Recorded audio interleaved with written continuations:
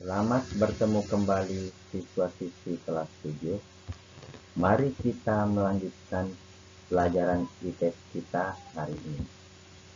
Pada pertemuan sebelumnya, kita sudah mempelajari tentang ruang dan interaksi antar ruang.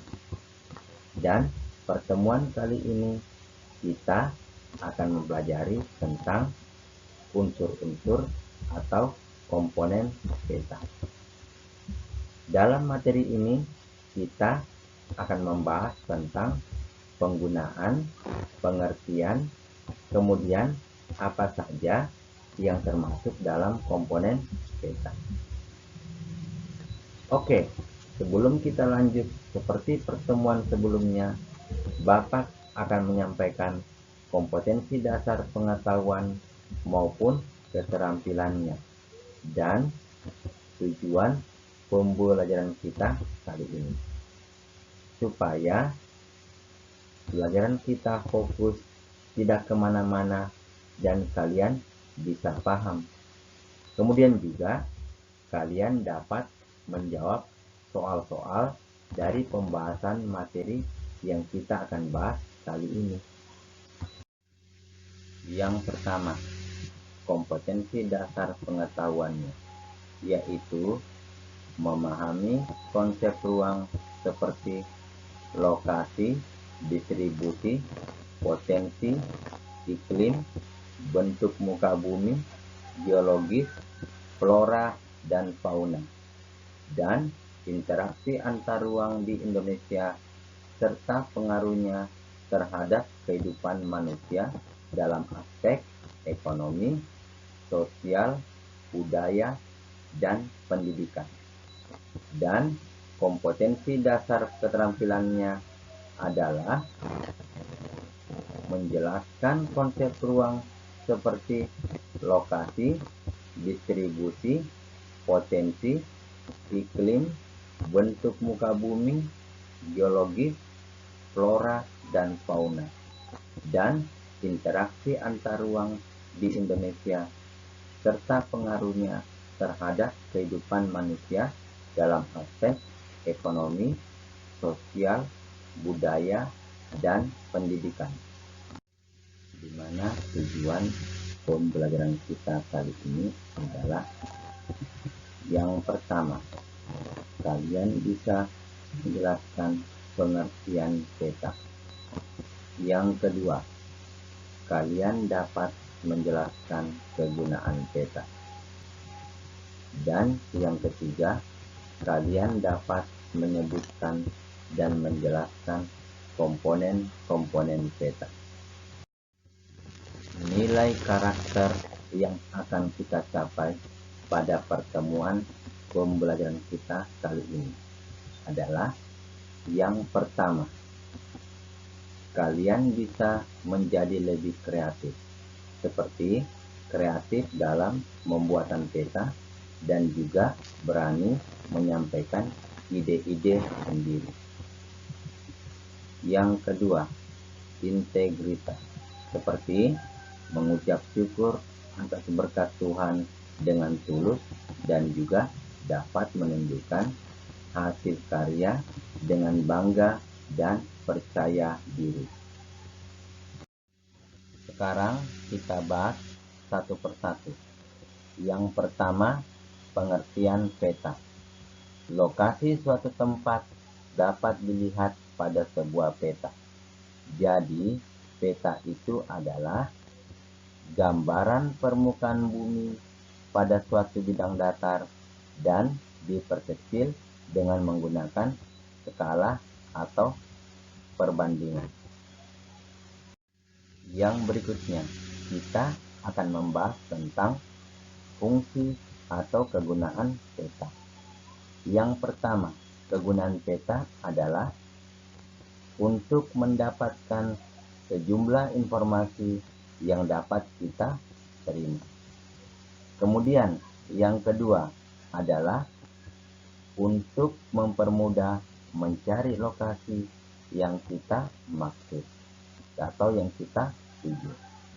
Dan yang ketiga, kalian harus mampu membaca peta agar dapat memperoleh berbagai informasi yang kita butuhkan. Dan yang ketiga, kita akan membahas tentang komponen-komponen peta. Sebuah peta terdiri atas beberapa komponen penyusunnya. Komponen penyusunnya itu adalah yang pertama, judul peta. Yang kedua adalah skala peta. Yang ketiga adalah orientasi peta atau orientasi utara. Yang keempat adalah simbol peta. Yang kelima adalah garis koordinat. Yang keenam adalah inset. Kemudian yang ketujuh adalah legenda. Dan yang kedelapan adalah sumber peta. Pada pertemuan hari ini kita akan membahas 4 komponen-komponen peta, yaitu judul peta, skala peta, orientasi utara atau orientasi peta, dan juga simbol peta. Mari kita bahas satu persatu komponen peta. Yang pertama adalah judul peta. Lihat, perhatikan peta yang ada pada layar berikut. Judul peta adalah bagian yang menunjukkan isi suatu peta. Nah, coba kalian lihat gambar yang ada pada layar. Kira-kira apa judul petanya? Jawabannya adalah Peta Indonesia. Kemudian, coba kalian perhatikan gambar kedua berikut ini. Kira-kira apa judul petanya? Judul petanya adalah Peta Pulau Sulawesi. Jadi, kedua-duanya memiliki judul. Kemudian, yang kedua, komponen yang kedua adalah skala peta. Apa itu skala peta? Skala peta adalah skala yang menunjukkan perbandingan antara jarak di peta dengan jarak sesungguhnya di lapangan. Skala peta dapat dibedakan menjadi dua, yaitu yang pertama skala angka dan yang kedua adalah skala garis. Skala angka dengan menggunakan angka, sedangkan skala garis yaitu skala yang menggunakan garis dengan menggunakan ukuran tertentu, dan skala garis biasanya terdapat dalam kolom legenda. Perhatikan contoh skala angka berikut ini. 1 berbanding 1 juta, artinya jarak 1 cm di peta berbanding dengan 1 juta cm di lapangan, atau keadaan sebenarnya 1 juta cm sama dengan 1 km di lapangan. Yang berikutnya, contoh skala garis. Coba kalian perhatikan dengan baik. Di situ ada 0 cm, di bawahnya ada 0 km. 0 cm ada angka 1, 2, 3, dan 4. Sedangkan 0 km ada angka 5, 10, 15, dan 20. Mari kita baca skala garis itu. 1 cm sebanding dengan 5 km. 2 cm sebanding dengan 10 km. 3 cm sebanding dengan 15 km. dan terakhir 4 cm sebanding dengan 20 km. Nah, begitulah cara membacanya. Nah, kemudian komponen peta yang ketiga adalah orientasi peta. Coba kalian perhatikan gambar orientasi peta berikut ini. Peta memiliki orientasi arah utara. Bentuknya ditujukan oleh simbol panah dengan bentuk yang bervariasi. Penempatannya ada pada kolom legenda atau pada bagian yang kosong pada peta. Perhatikan gambar orientasi yang berikut ini, yang selalu menunjukkan arah mata angin, di mana kita melihat di atas ada utara, di bawah utara ada selatan, yang sebelah kiri ada barat, dan sebelah kanan ada timur. Kemudian antara utara dan timur ada timur laut. Kemudian antara timur dan selatan ada tenggara.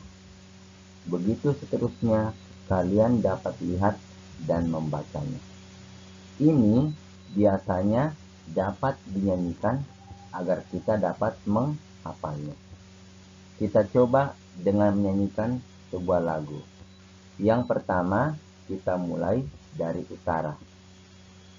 Kita coba ya. 1, 2, 3.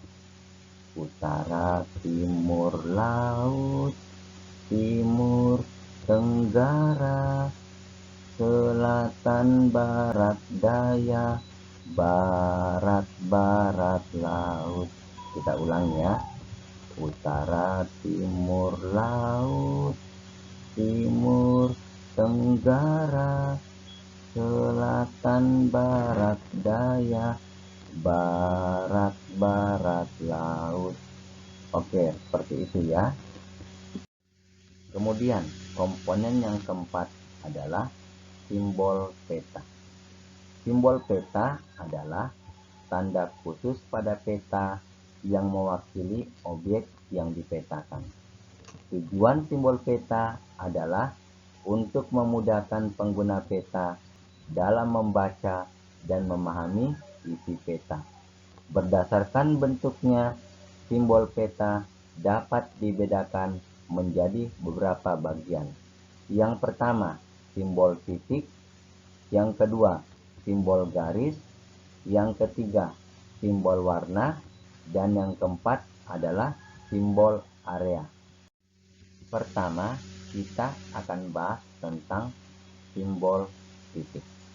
Di peta, kalian sering melihat ada gambar simbol seperti ini, yaitu yang pertama, ada kotak dengan warna merah, yang berarti ibu kota. Kemudian yang kedua, ada lingkaran besar. Dalam lingkaran besar itu ada lingkaran kecil berwarna merah. Itu berarti ibu kota provinsi. Kemudian ada lingkaran kecil berwarna hitam dalam lingkaran besar. Itu berarti ibu kota kabupaten. Kemudian yang keempat, ada gambar lingkaran kecil yang berarti kecamatan atau kota lain. Kemudian yang kelima, ada gambar jangkar dalam lingkaran. Itu berarti menandakan sebuah pelabuhan. Kemudian ada gambar pesawat terbang dalam sebuah lingkaran. Itu menandakan adalah daerah bandar udara. Kemudian ada gambar segitiga warna hitam. Itu berarti menandakan gunung api yang tidak aktif. Dan yang terakhir adalah ada gambar segitiga berwarna merah, yang berarti daerah gunung api yang masih aktif. Kemudian simbol yang ketiga adalah simbol warna. Perhatikan gambar simbol warna berikut ini. Kalian lihat gambar sebelah kiri yang pertama adalah warna hijau muda. Itu menandakan bahwa adanya ketinggian daratan dari 0 sampai 100 meter. Kemudian, lihat gambar yang sebelah kanan. Yang pertama, ada warna coklat. Itu kenampakan ketinggian sekitar 3.500 sampai dengan 4.000 meter. Begitupun warna-warna lain seterusnya. Jadi, simbol warna adalah lambang yang menggunakan warna, tapi tidak sembarang warna yang dapat digunakan untuk menandai suatu objek. Kemudian, yang keempat adalah simbol area. Simbol area ini menunjukkan objek yang digambarkan. Biasanya berupa ilustrasi dari objek yang ada di lapangan. Perhatikan contoh simbol area berikut ini. Yang pertama, ada gambar bulat yang berwarna biru. Itu menunjukkan sebuah danau. Kemudian, yang kedua, ada gambar bulat dan di dalamnya ada tanda negatif atau tanda kurang yang banyak. Itu menandakan daerah rawa. Kemudian yang ketiga, ada gambar seperti sebuah lingkaran yang di dalamnya ada garis zigzag yang banyak. Itu menandakan daerah persawahan. Dan terakhir, ada gambar seperti lingkaran dan di dalamnya ada gambar kotak-kotak kecil berwarna hitam dan putih yang menandakan daerah formasi batuan kapur. Demikian pembahasan mengenai unsur-unsur atau komponen peta kali ini. Untuk komponen peta yang kelima, 6, 7, dan 8 nanti kita akan bahas pada pertemuan berikutnya. Oke, sebelum kita mengakhiri pelajaran kita, Bapak akan memberikan tugas untuk kalian. Silakan kalian kerjakan di buku catatan kalian masing-masing dan mengumpulkannya di Google Classroom tepat waktu. Tugas kalian yaitu yang pertama, jelaskan 4 fungsi peta. Yang kedua, jelaskan 4 tujuan pembuatan peta. Agar dapat membantu kalian dalam mengerjakan tugas ini, silakan kalian membaca buku paket kalian masing-masing. Oke, selamat belajar, Tuhan memberkati.